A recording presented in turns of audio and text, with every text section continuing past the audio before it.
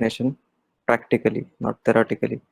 So we'll see, okay, what exactly the just-time compilation is, how it supports multiple paradigm, and how the dynamic type checking will work, what exactly the prototype-based architecture is, okay, and about the functions and classes, okay.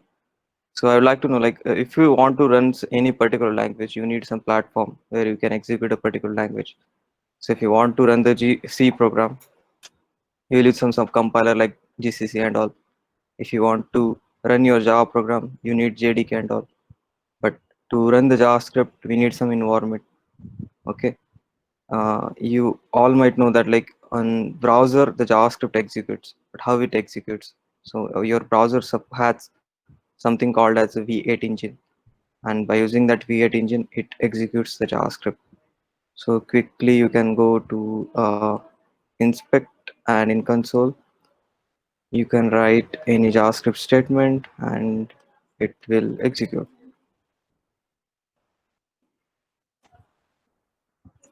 Okay, so it means your browser has that capability to execute the JavaScript. Now we want to learn our JavaScript, so we cannot go and write the entire code here and we can learn. So if we wanted to set up our local machine to run the JavaScript code, okay. Now, but previously, like in early days of JavaScript, it was only working in the browsers with that V8 engine or with some other engines, but it will not work in your local machine. It doesn't have that environment. So later, something called as a node came into picture. What exactly the Node.js is? So Node.js is nothing but the JavaScript environment. Okay, so Node.js is nothing but a JavaScript environment which executes your JavaScript. So if you install Node.js into your local machine, it means your local machine has the capability to execute JavaScript. So how to install Node.js? You can go on official website and you can check Node.js installation for different platforms. So for Windows, it will be different procedure depending on the how many bit your architecture is. And for Ubuntu Mac OS, you can install it by using a single command. And there are many other options. So I have already installed Node.js in my machine. So what I have to do is, like, I have to open a terminal. At least I know, like, I I think at least you should know about the VS Code, right? So this is the terminal. If you want to open the terminal, you can go here. You can open new terminal. So there is nothing but our command prompt.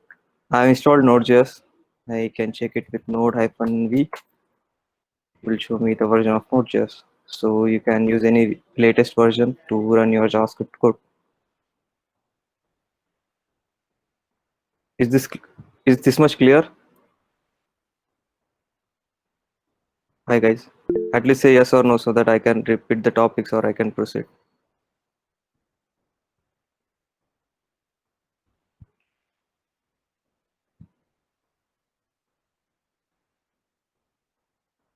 Yes. Okay, perfect. So quickly I will revise. So we saw, like, the JavaScript is big concept and it has a lot of concepts, and we will learn everything programmatic practically. To understand it practically, we wanted to run the JavaScript. So we checked, okay, we can execute in our browser, but we cannot write code here, and we can utilize it for creating projects and for learning. We wanted to set up our local machine. So we searched Node.js, we installed Node.js, and our platform is ready. Now we will start writing the code. So I just created a dummy project folder. I can create any kind of file, say index.js. .js is just a JavaScript extension, and I can write any JavaScript code inside it.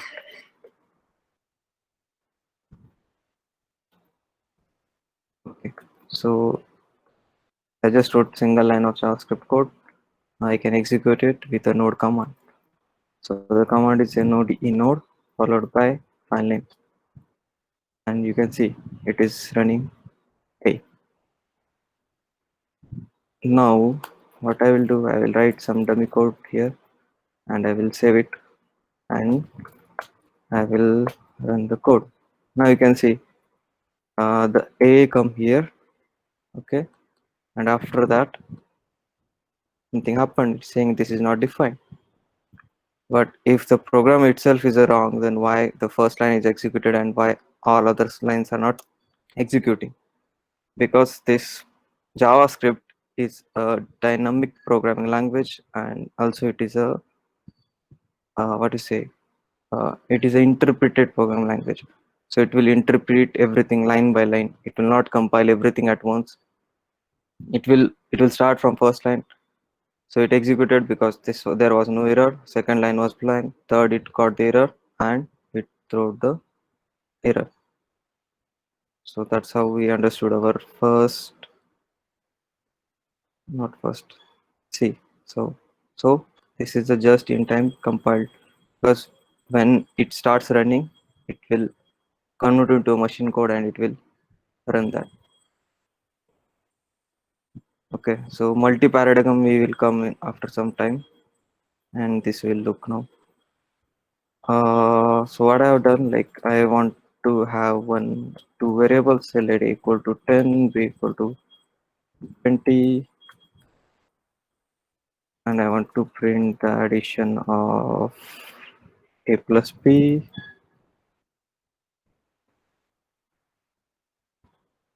Perfect. So again, I have to run node space index.js. Hey, okay, so 10 and 20 equal to 30. But what I did, so I used let keyword to declare the variable, and here I have not used any keyword. How this is working? Because this comes from a vanilla JavaScript. So there are two things. One is a standard JavaScript, and one is a vanilla JavaScript. So initially, like when they come with the JavaScript, they said why we need some variable or why we need some data type or something to declare a variable. That's why they supported the syntax. But later that some standard specification came and they said, okay, at least to declare a variable, we need two keywords at least. One is a late and one is a const. Okay, so why two? Because they will have a different scope based on where they are declared, but still they don't meet the data types. So you cannot like write late int a equal to 10. So this is not available in JavaScript directly in JavaScript. But if you use some other language like TypeScript and all, which is written on top of JavaScript, you will get that flexibility to define the data types.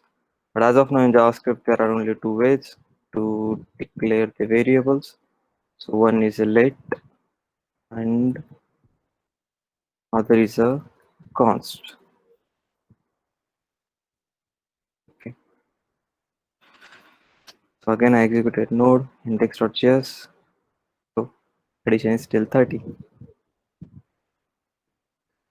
Okay, so I will change this 10 to 20 again, and I will save this program. You can see it actually. So initially it is showing some dot, and when I press Control C or Command C, it will save my file.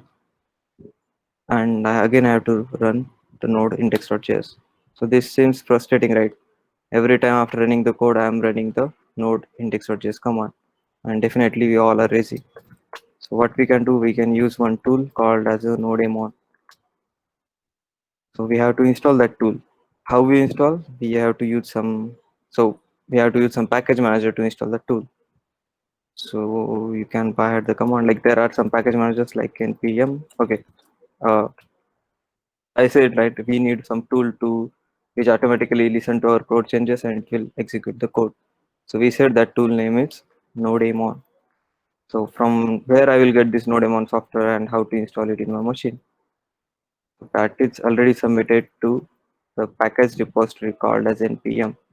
You just go here, search npm. Check. Okay. Okay. You go here, search npm, and just we are going to build amazing things with npm. Go here, search for this nodemon tool. and click on first link, and this is our tool, which here you can see, okay, Node.js is tool that helps you to develop Node.js Web application by automatically restarting the Node application. That's why we want it. So in our JavaScript world, every time we will come across this kind of libraries and we should make use of them. To install it in our machine, you will definitely get a lot of details here. So they are clearly mentioned. Okay, use this command to install Nodemon in your system. So I can copy it. I can go here. I can paste it. Click on enter. Wait for 2 minutes.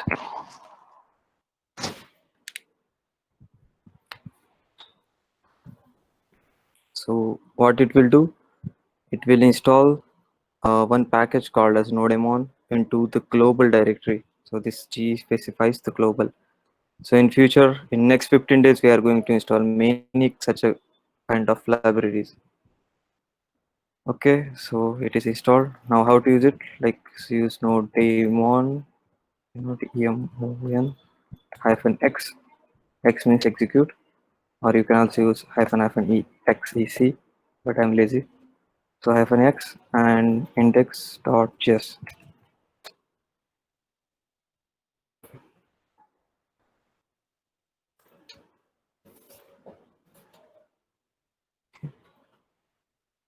Nodemon. Okay, we missed node keyword. -x and the same node keyword followed by our file name. And that's it. It will execute our code, but in the interactive manner. So now it will help us for our learning. So I can change this 20 to 30. I will save it, and that's it. It is running at 50. So this Nodemon will help us to learn JavaScript in faster manner. This much is clear, guys.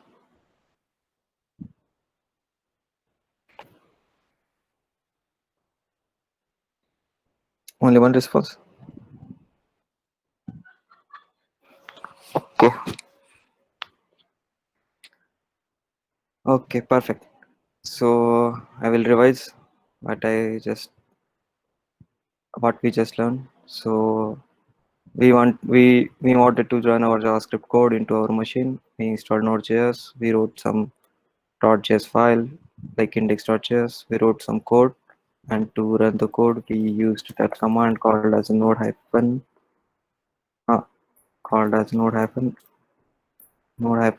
node space index.js, and it executed. But we are lazy, and we searched for one tool that was Nodemon. We went here. We installed it globally. Only one time it is actually. By using this command, we installed globally. Now onwards, we'll use nodemon-x and nodemon-x node followed by command. So now we are on the path to learn JavaScript interactively. Perfect. So still,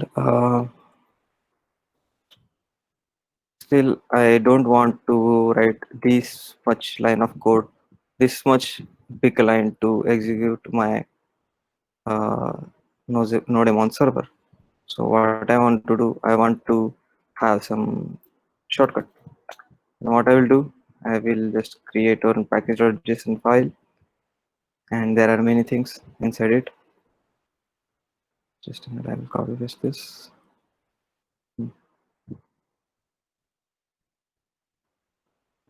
Okay. Uh, so what the package.json is, we can do one thing. We can create another project.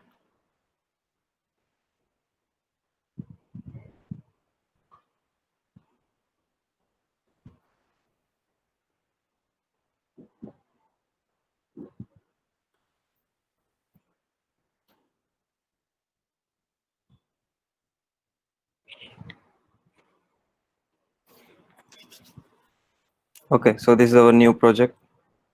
It has nothing. Uh, what we'll do, we'll again create one index.js file, which will have one console.log statement.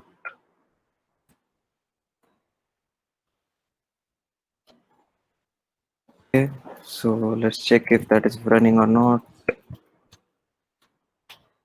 Perfect, it's running. Output is high. So what we wanted to do, we wanted to create our own project. So how to create it? By using npm. You just use npm init.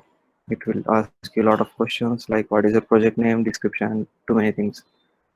So I will not write everything. I will just create. I will just click on enter, do nothing, and yes, it has created package.json file for me. It will have a name, version, description, and many other things.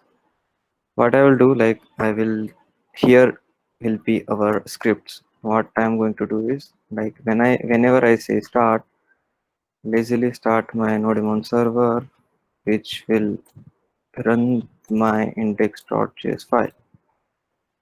Perfect. So now onwards, I can directly do yarn or say npm run start. So what this is doing, npm run means like npm is our that node package manager, and we want to run our start kind of command. Start is written here. So here, so we can write anything, say start to, and go here, make it to start to, and it will run. So you have two choices. Still, you can, if you don't want to use npm, you can use one of his brother called as yarn. So yarn start to, and it will run Nodemon server for you. Perfect. So now we have done setup of our project with the Nodemon server. Okay, so we'll come to this part. I will not close this tab.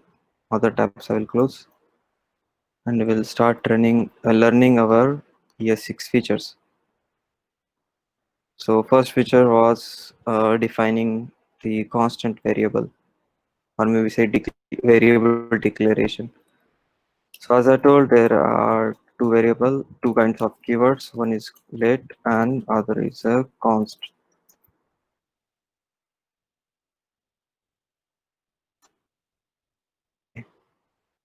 And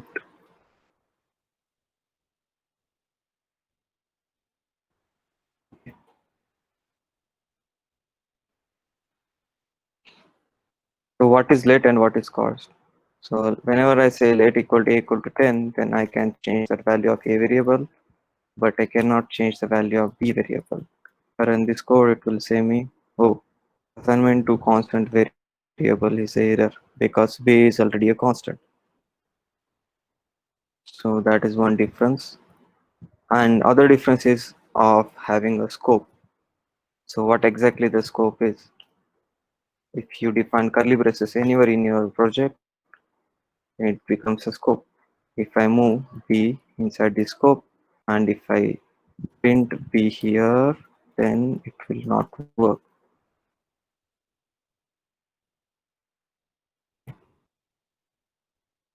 No, b is not defined because b is inside this scope. It is not outside the scope. If I move this b inside, then it will work. See b equal to 20.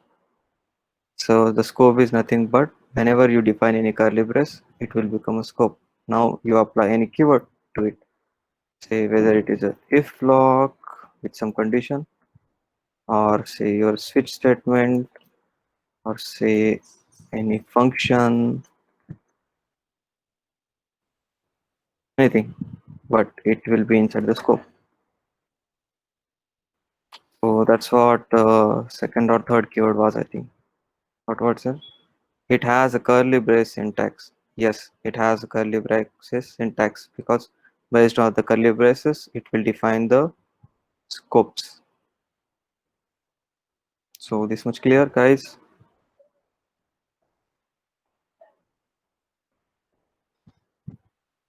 Please say yes or no. You can raise any question. You can also ask questions. Instead of saying yes all the time. Okay. So now what we are going to do is we learned const and let and const, but we missed only one concept. So if I say a is a constant variable, and if I assign a with some other value, it is throwing me the error. Okay, but if I say a is an array, and if I print the a, okay, and if I do a dot push some other way, some other value, and if I again print the a, then what will happen? Oh, it is working. So what is meant by constant then? So constant means you cannot change the reference of this a. When we declare a equal to 10, so there will be some memory location, say this will be the memory location, and this is going to store the reference of a. Okay, so when you do a equal to a dot push equal to 20, then this is going to add the new 20 into uh, same reference, same array you can say, which is stored at this memory location. But if you do a equal to another array, this will not work. So that's what the constant is. So it's allowed it to. So if you declare a variable with a constant and you have some kind of array or some kind of uh, JSON or say dictionary or CQ pair data, then you can change the data, but you cannot reassign the a. So that's it in the constant. Is there any question on latent const, guys?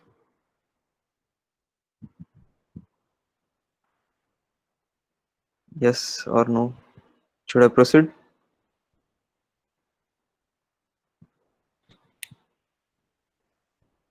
Okay. Okay. Perfect. So now what we will do is we'll learn the data types in JavaScript. So if you do let a equal to 10, and how to know the data type of this 10, what I can do, I can write type of a equal colon type of a.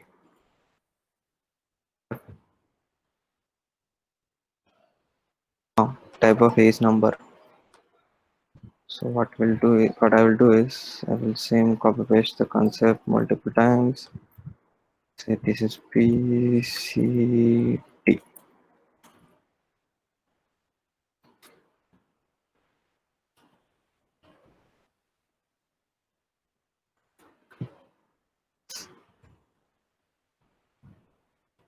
One more thing. So 10.10, then 10.20, then this 10 in the terms of string. So this let's have a double quote. Okay, so this will be character, this will be the array, this will become my JSON. Okay, so this will become PCT, PCT.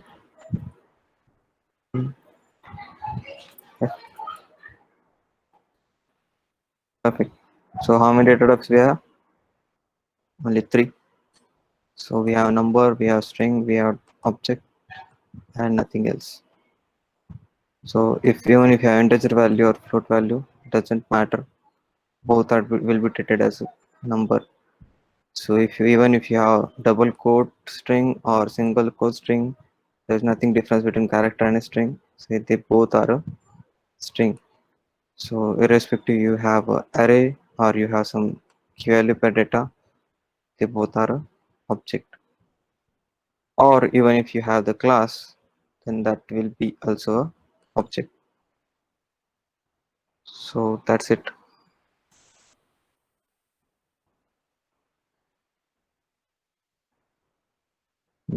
So but here we declared 10 comma 22p, but where we declared the type, here also we are not declared. That's what the dynamic programming is. So it sorry, typing is. So it is dynamic typed language because you have not defined the type. It will detect the object literal.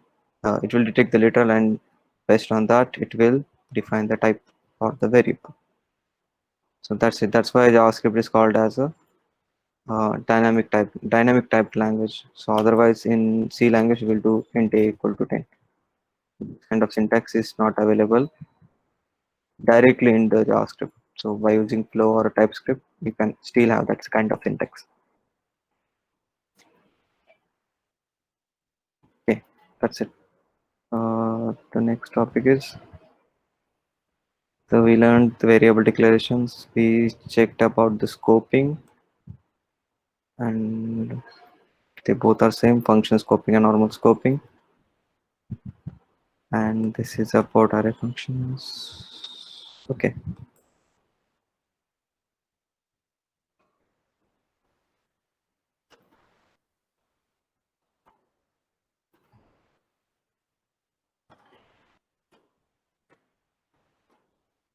working.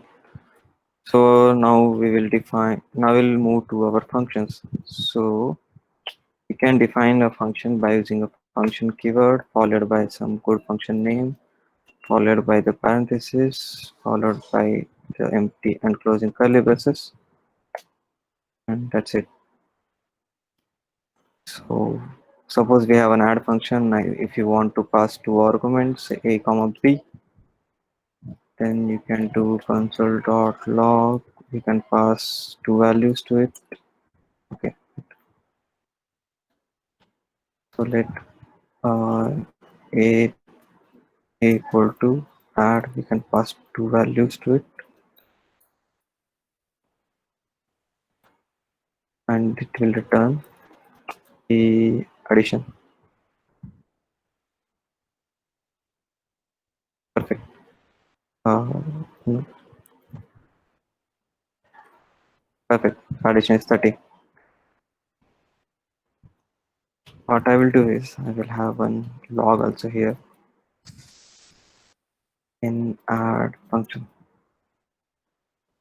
So what I will do, so there is nothing called as a function overloading and overriding in JavaScript.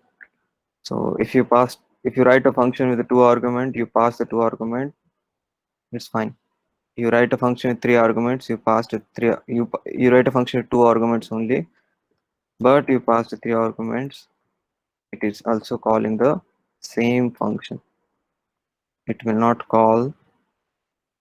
It will not have the different function. So if you write something like this, add a comma b, and this will a comma b comma c, and in add function 2, then what will happen, right? So you wrote a two function, but it will take second function. So there is nothing called as overriding. So in overriding, dynamically it will check, right, what function to call, but based on the context of object and all, class object and all. So it is nothing like that. It's just override it. So if you have one another definition, it will just override that definition. But this overriding and that object oriented overriding, they both are different concepts. So this is also not overloading. Then what this concept called as? So this concept is called as the variadic APIC, variadic function in, okay. So that concept is called as variadic function. In mathematics, the variadic function is a function infinitarity. So even if you pass infinite parameters, it will call the same function. Okay, so that is one of the one kind of function we learned. And Other is called as so this in syntax you also familiar with C language, right? So nothing to explain in that. But JavaScript has something called as arrow functions. Next topic is arrow only, right? Hmm.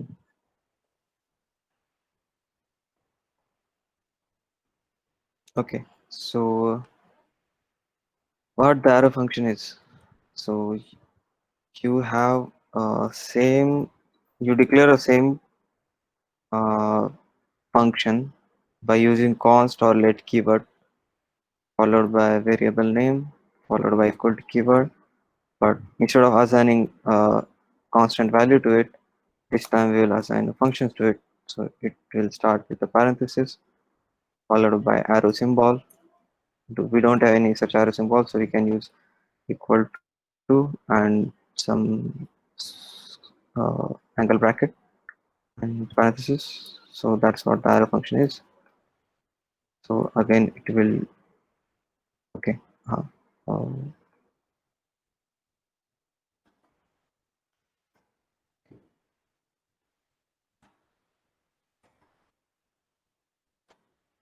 so it will take two parameters, and it will return the sum of a plus b. You can pass 20 comma 30. It will return the addition of a plus b. That's it. So that's what the arrow function is. So arrow functions are lightweight because you don't have to pass. You don't have to write a bulky syntax like function and all. You can directly write it. And why it is called as lightweight? Because if you have a single line body, you don't need a curly braces as well. You can directly do something like this.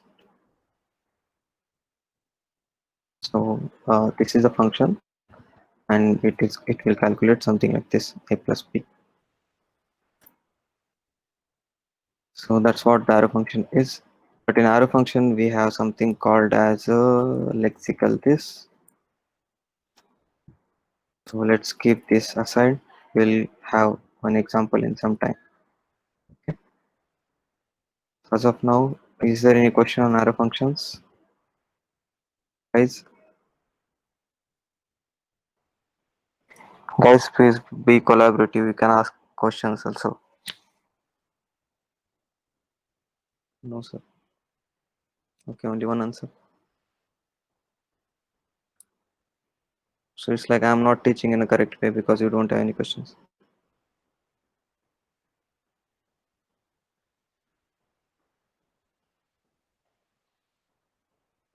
Okay. So I'm not teaching good. You said no. Okay. So we'll come to this point about lexical this. We'll have some good example about this. But as of now, this much is okay for arrow functions. Now we can proceed with the next topic. So we covered constant, block variables, block scope functions, expression bodies, statement bodies. So what is this expression bodies? So previous example was for the expression bodies.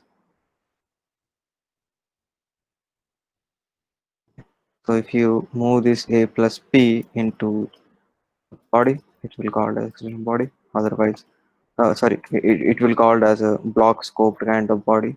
And also you can reduce this code like this. So it will become an expression body because you have just a single expression. That's it, nothing else. Lexical this will come to some point, and now is a default parameter. So what you want to do is mhm. So you have some kind of greet function.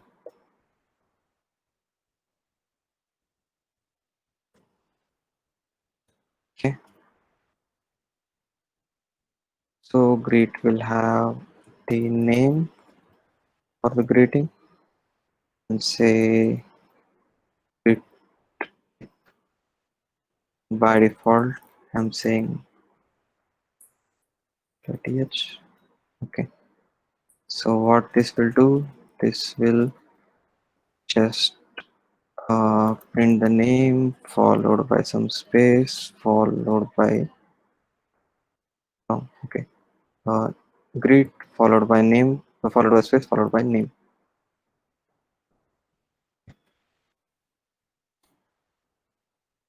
What I will do, I will just call the greet function with two things. Say hi.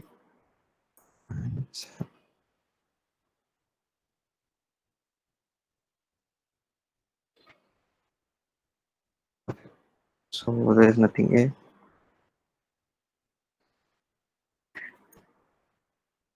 Yes, Sam. Hi. Really? Okay. So this will become Sam.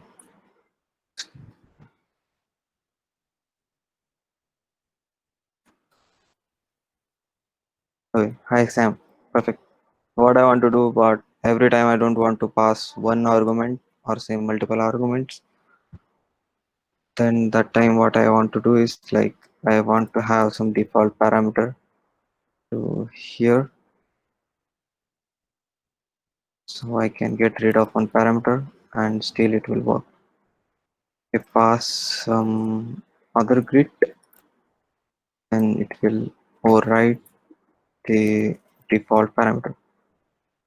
So in the first example here, I just called function with one argument, and in second example, I'll called with two arguments. So when I called with one argument, it took the default value, the value which I provided, which was high, and in second example, I just passed the good morning. That's why. In the first example, it print hi Sam. Then second example, it print like good morning. That's it. So that's what the default parameter is. So we'll come to rest parameter and spread operator. Just have it here. Parameter spread operator.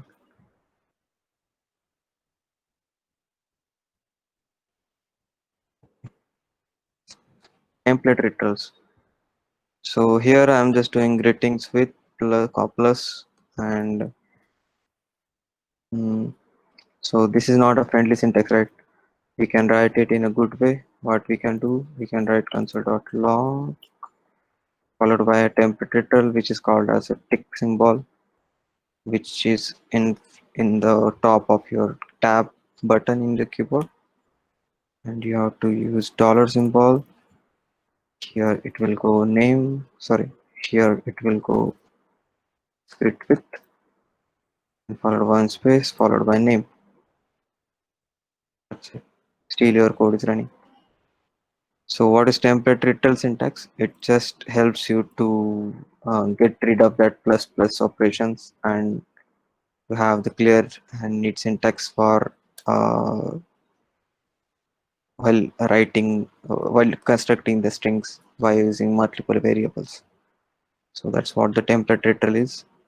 You can skip this kind of interpolation and all raw string access. We don't need that. In very rare scenario we use it.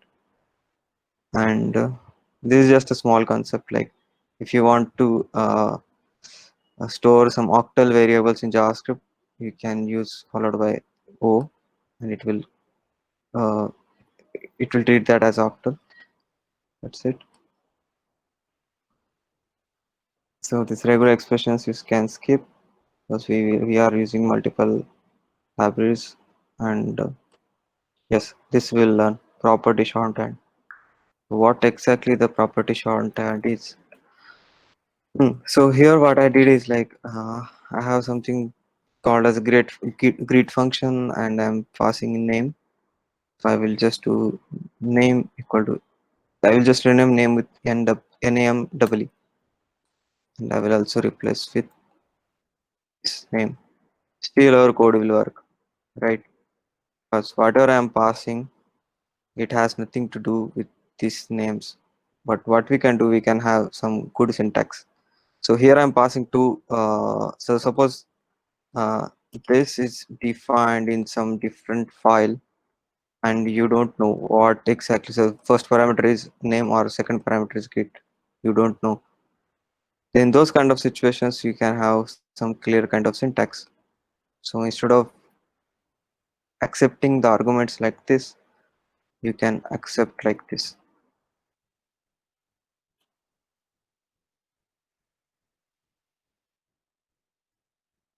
So what we did here, uh, so we are accepting in terms of a key value pair.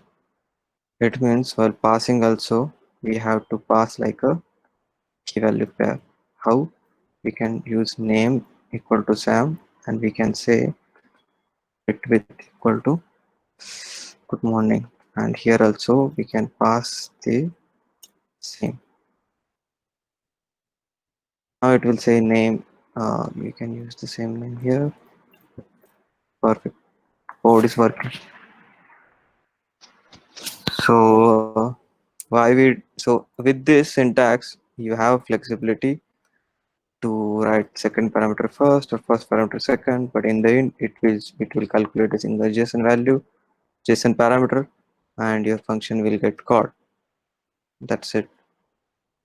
Now what we'll do is like uh, some spaces. Okay. Now what I will do, let name equal to Sam and use let it with equal to good morning.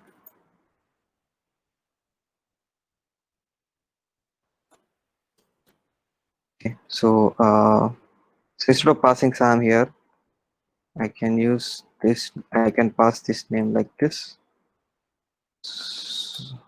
Okay. This great name is like this.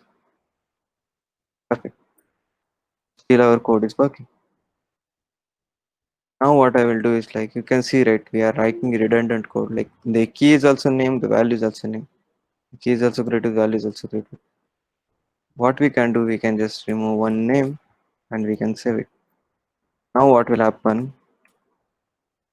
So the JavaScript interpreter will identify, okay, so greet with is some variable defined in the current scope. It will go and check the greet variable, and it is used greet with as a key, and whatever the value will be, it will treat that as a value.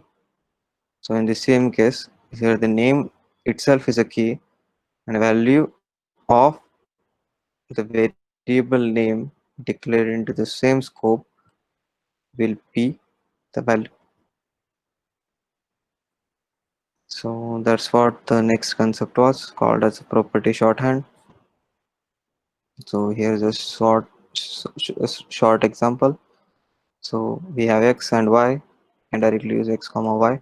Automatically it will become like x followed by x value and y followed by y value. So that's what uh, the property shorthand is. The next concept is like computed property names. Okay.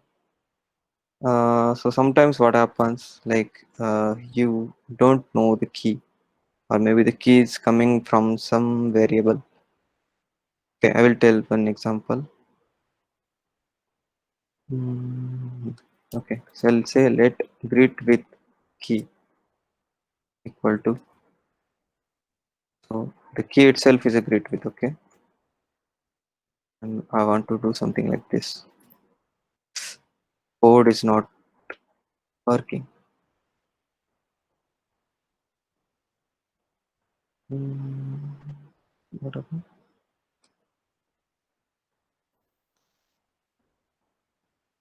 Cannot access greet with before the initialization. Okay. Hey, now see what happened. This printed hi Sam. This also printed hi Sam. But why? Second time it should print good morning, right? Because uh, we are passing the greet with key. So this should convert like this actually. Should convert. So with the greet with key, it should come like greet with key followed by this greet with value, which is the good morning. and it should call the function. But no, it is not calling the grid width. It is showing some error. How to debug this? Go here and we'll print the grid width. The grid width in function. See what will happen. So grid width in function is still high. So for both it is showing high. High is our default value. Means grid width is never called. Why?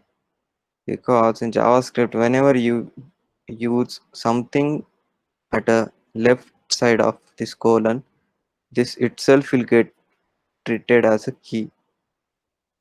So here grid width key is itself is a key, means it is getting calculated like this. So it is not taking the value which is defined into this grid width key, which is correct key. So this time we can use uh, square brackets and it will solve our problem. You can see, right? Good morning. So first time it was high, second time it was good morning. But how it was possible? Because we used this curly bracket, this square brackets. So the square brackets will tell JavaScript interpreter that this whatever is written inside the square bracket is itself is a variable declared into the same scope. Go check that variable, get the value of that variable, use that as a key, and followed by value. So this is nothing called as a computational kind of keys in the JavaScript. So this was not available in the vanilla JavaScript, this facility, but this is available in ECM6. Any questions or should I proceed?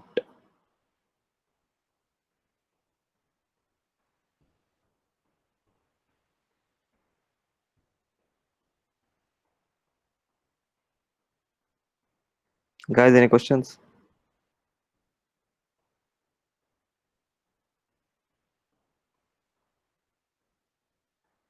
Hi guys, are you there? No questions, only for one side. We have 46 participants, guys, and you all raised your hands for having a video call.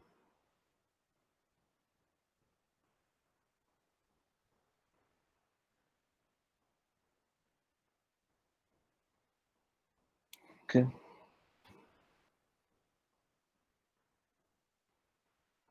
so we learned something called as a computate property names. So this is how it computed. So in the computational, is it necessary to have a single variable or single object? No, you can have anything like this. I can remove width from here, I can write width here, still it will work because you first it will get the value of this grid with key, which is grid. It will add the width property to it, it will become grid width, and that's it. So that's what the example was given on the official website. So you can have square brackets, you can have some string followed by some function or anything. You can have any JavaScript expression inside these square brackets. So that's what the enhanced object properties is. So next is method properties. This is interesting. Okay, so I think we can remove this. Okay, so we have console.log. No. So we have let math equal to nothing, math equal to curly brace, and we have two functions. One is called as add, and one is called as a subtract. So add is going to subtract is going to accept two parameters. It is written the subtraction of a plus b. Similarly, addition will return the addition of a plus b. So we can do math dot add, math dot subtract, and we can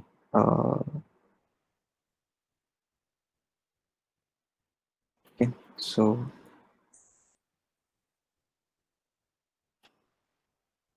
we can do math dot add and math dot subscribe. We can pass 2 comma 20.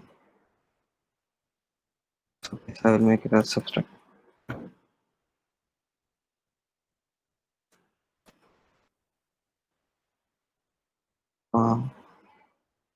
A is not defined. Hmm.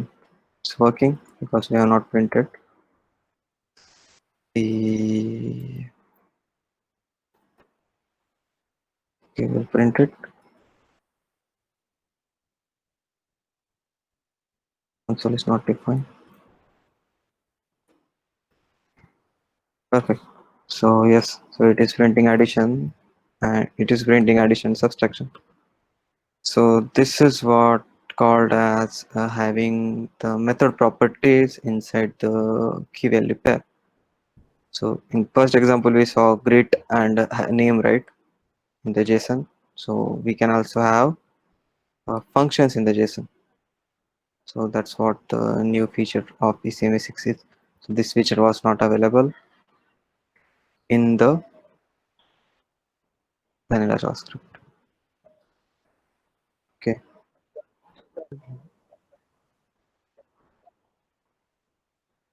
Oh, Yes, sir.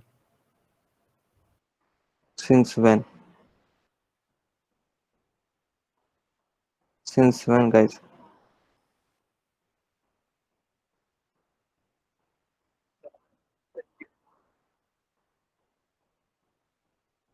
Can you see my screen?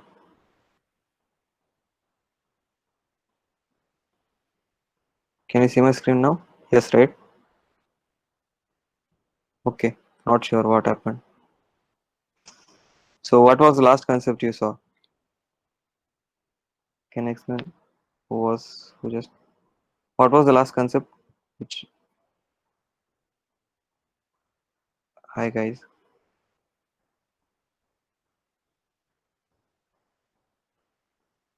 Guys, what was the last concept uh, which you could see?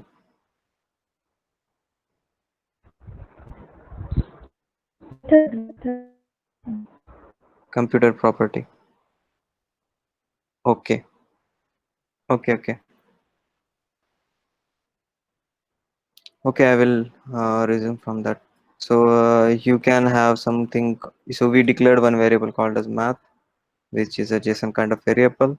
We added two properties. One is a add, one is a subtract, and we called the math.add function with some parameters, math.subtract with some parameters, and it is giving me the result. So it means we can have the functions as a value in the key value pair. So that's what the third feature was here, method properties. Just apply for method notation, object-oriented definitions for both regular functions and generator functions. What exactly the generator function? We will check after some time.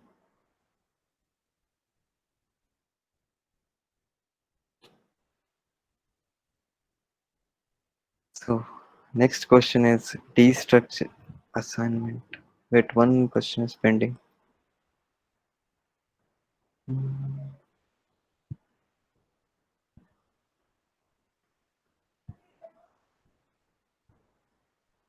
okay, so we can cover these two things: rest parameter and spread operator.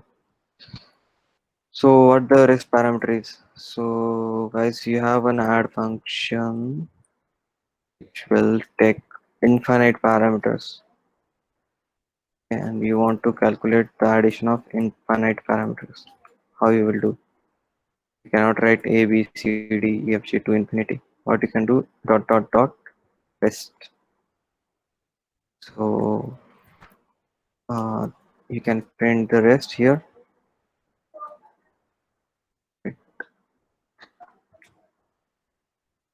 Okay. So dot math, say add comma add past 10, 20, 30.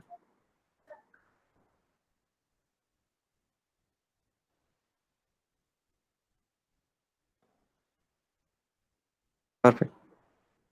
So you can see, right? So when I passed with three parameters, it converted into the array.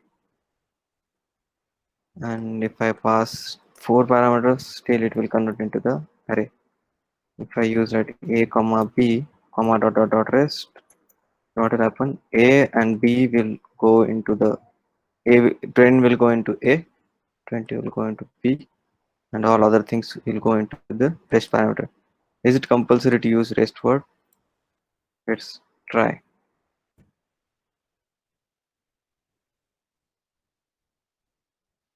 No, because rest is a operator. Rest is not a keyword. So this dot dot dot operator, when you use into the function definition, function declaration or say definition, while accepting the parameters, then it will these three dots will be act as rest operator. So can you accept any other arguments after the rest? No, it will have syntax error. We'll say rest parameter must be the last formal parameter because C cannot come after the infinity. So this itself means the infinity. So anything cannot come after the infinity. So now how to calculate the addition of this array? Now you have many options. You use map, filter, map, reduce, or have a normal for loop and just print the addition. That's it. Maybe right. I can write the code for you. We'll explain later.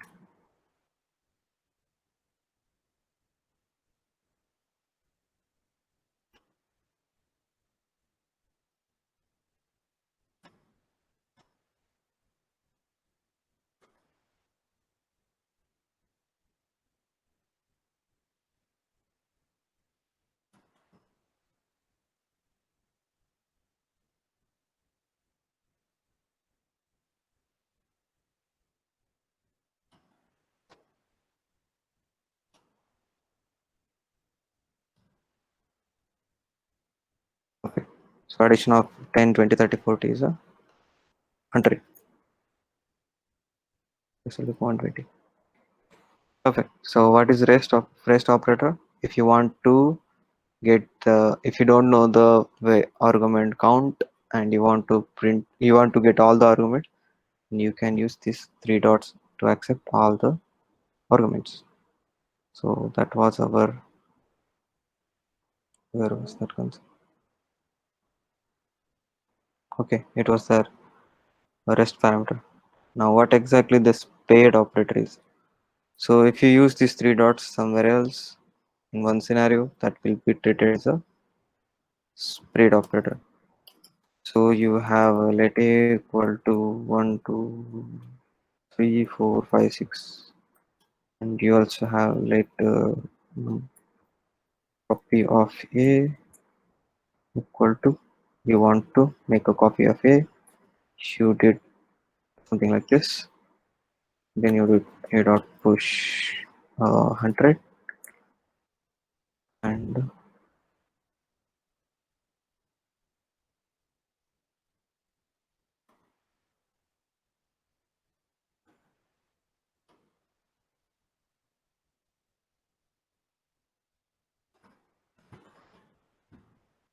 it's become copy of a.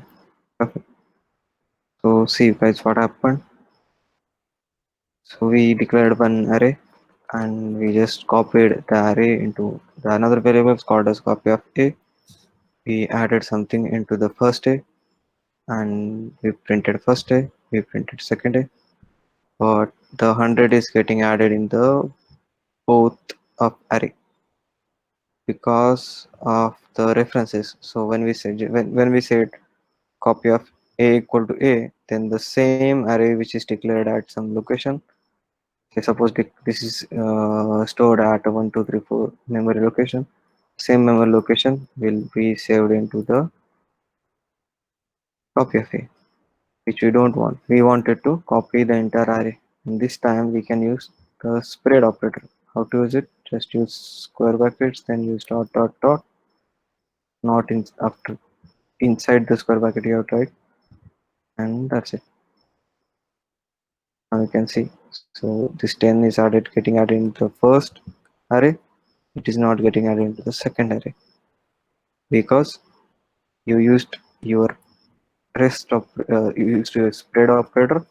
So this will spread entire A, and we we are using some square bracket. So the square bracket will form a new array, and the entire statement will copy the first array into the new array. So that is one concept.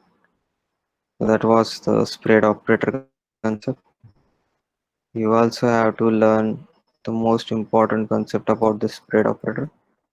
It's shallow rendering and shallow copy and deep copy. So if you understand this concept, shallow copy and deep copy, then it will be very useful for while learning the React.js. Uh, just I will just change the example. So instead of having a one-dimensional array, let's have a two-dimensional array. So we will have some matrix like 1, 2, 3, 4, 5, 6, 7, 8, 9. So 4, 5, 6, 7, 8.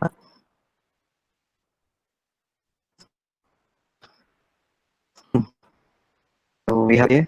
We just get a copy of A, and we are adding something like 10, L1, 12. Perfect. Execute it. Now see. So 1, 2, 3 get added. 1, 2, 3, 4, 5, 6, 7, 8, 9, and we also added 10, 12, 30, a new array into the array. Yes, it get added. But in the second time, for the second array, it is not getting added, which is absolutely correct. But instead of adding into A, if I say push into A of 0, A of 0 is this one, and if we push 4 into A of 0, what happened? This get added into the first array, 1, 2, 3, 4, 5, 6, 7, 8, 9. It got also added into the second array. How that happened? We used spread operator to copy. That's what the issue is. So spread operator only work with the one-dimensional data. I have to remember this for entire life. So spread operator spread operator only works with the one-dimensional data. If you have any nested array or any nested object, then to be the data you should not use or you cannot use the spread operator. So there are tons of other functions and libraries which you can use. So this is the important thing. So this is called as a it like many people will ask you. So will spread operate? What is spread operate? Is it shallow rendering or deep rendering? Shallow rendering means they're just copy pasting the addresses. Deep rendering means just copy pasting the entire values. So it depends on the structure of the data. So in the previous case, it was deep rendering, and in this case, it is both shallow rendering and shallow copying and deep copying.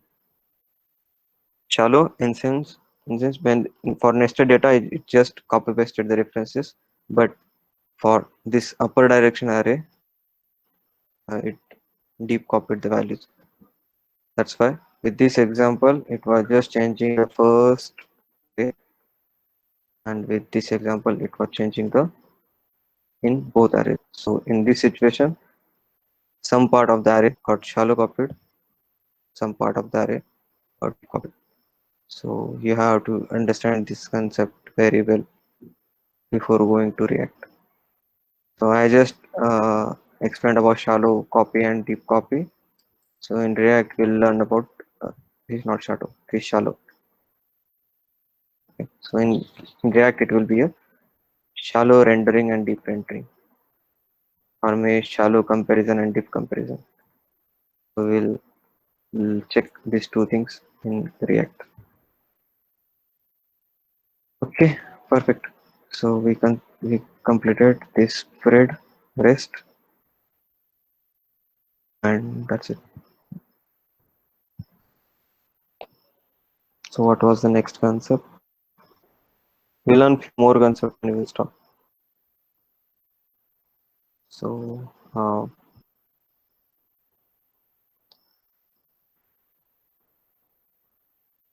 okay, these are the easy concept only.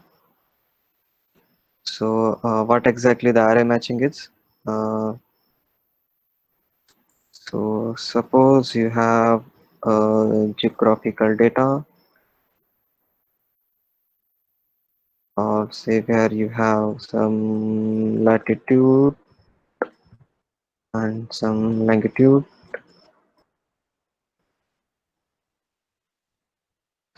Okay, so what will happen is you want to print the latitude and longitude from the geo.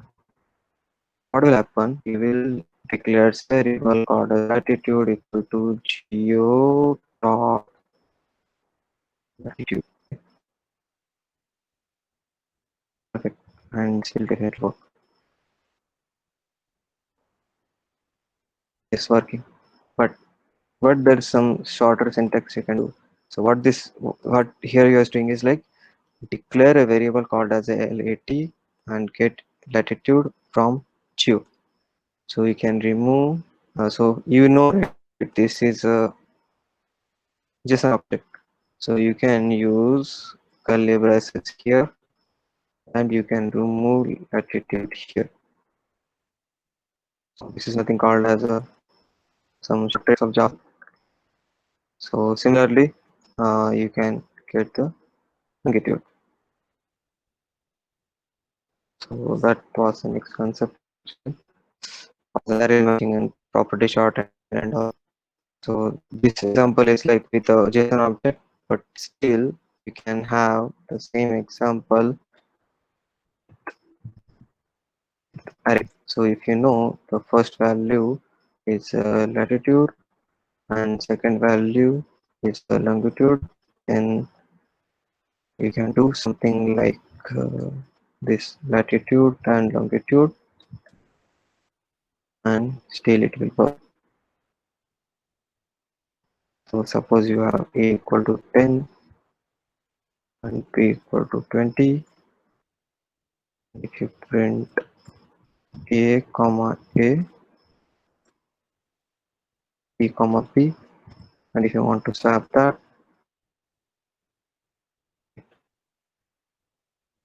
if you want to swap that, you can do b comma a equal to a comma b.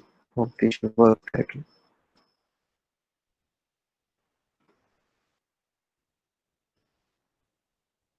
Perfect. So this is maybe if some people are from Python background, they will understand. So you can use this kind of syntax in JavaScript also with the help of ECMS. So previously a comma b was 2 comma 20, second it became 20 comma 10. Okay. So that's what the next array matching. Yes, we learned array matching. We saw syntax as well, and shorthand notation. Yes, we get some geographical data and we read it with the shorthand. Deep matching, I will tell you what it is.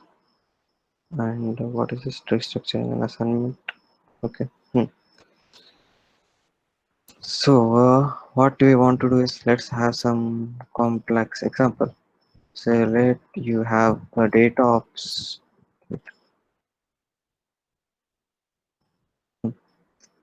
so you let's consider you have a data of student which has a name of student like Sam, and it has some kind of address field. In address field you have split, say ITI, and you have some pin code like 12345, something like that. And our task is to print the address, print the street and pin code of the student. So you have two choices, like you can do console dot log, and you can do okay. Let street equal to s dot address dot.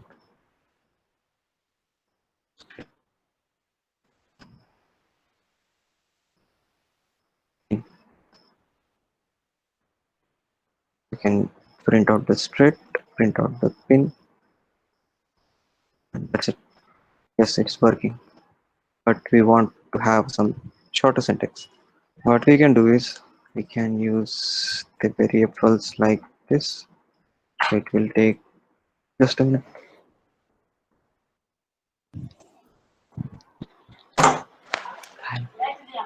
Call it.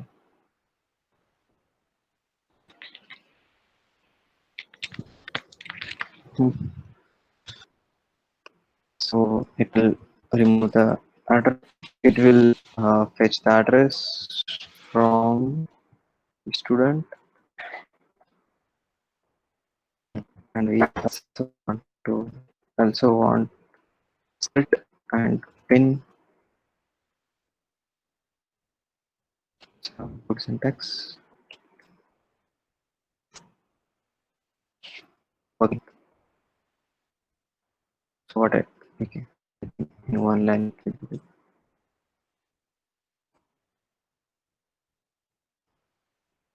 What we did from yes, first take the address from address, take the street, take pin, and declare these last two variables. So if you print the address here, it will say undefined variable because we never declared the address variable. We just declared the pin and street. But from here, if I remove this, then it will declare the address variable. So this is one of the shortened. That's what it's mentioned here. So that is called as deep matching. If you want to get something out of a bigger object, you can use destructuring assignment. Now we have the next concept called as a default values. So we want to say, okay, get the street, get the pin code. But if the city is not listed, then use Nanded as a city. Then I can use directly in the Nanded city. It will say, okay, Nanded is the city. Because if nothing matches, then it will set the default parameters. And if I pass the city called as Pune, then it will take the city as Pune. If I remove it, again it will take another. That's what the default parameter is. So it is mentioned here. So you can also use default value in destructuring assignment. That's it. So next concept is parameter context matching. Same only. It's of destruction, import export. So I think other things we can cover tomorrow. So what will be pending? Classes, objects, promises, generators, map, and all. So what should we do? Should we continue or should we complete tomorrow?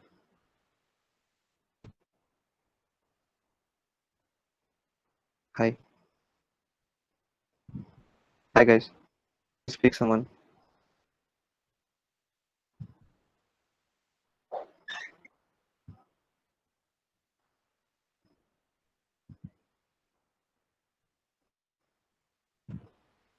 Guys, please tell should I continue or continue tomorrow? Okay. No. Please speak, guys. Not in chat section. So continue tomorrow, sir. Okay. So most of people continue Yes, sir. tomorrow.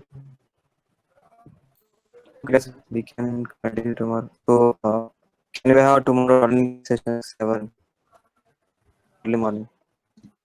So you will get entire practice. I think Yes, sir. so. Is it fine for morning 7?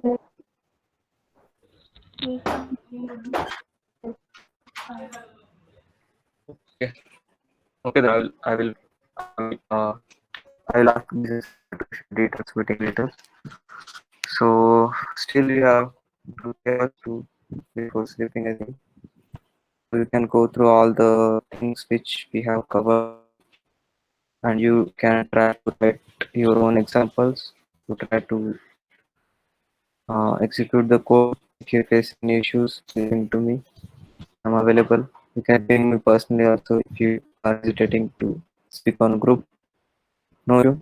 So if you face any issues with uh, what do you say, Node.js configuration, installation, anything, you can come to me. And we have not discussed the important thing called as Babel today. So tomorrow we will learn it practically. So till now, whatever features we use, it will directly in Node.js because most of the concept of ECMS6 are can be run in the Node.js. But tomorrow we will see some new concepts which are not there in Node.js, and practically we'll add Babel and we'll try how Babel converts code and how it executes the standard JavaScript. Check it tomorrow. Okay, is there any question, guys, from today's session? You can give any feedback, like how was the session, or what part was fast, or anything like that, and then we can stop.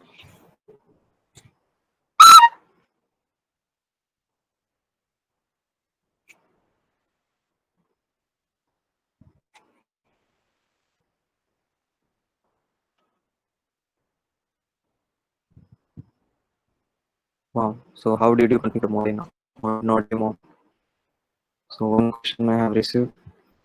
So you don't have to. So there is not a rocket science, first of all. So what you have to do is you can use your YARN or you can use npm to install the Node.mon. Again, you have two choices where to install Node.mon in your current project or in your global scope of the machine. Means if you are definitely you are going to use your Node.mon in multiple projects, right? Then you can write uh, command like npm followed by -g followed by install followed by Node.mon, and this will install Node.mon. Otherwise, you can do yarn -g for global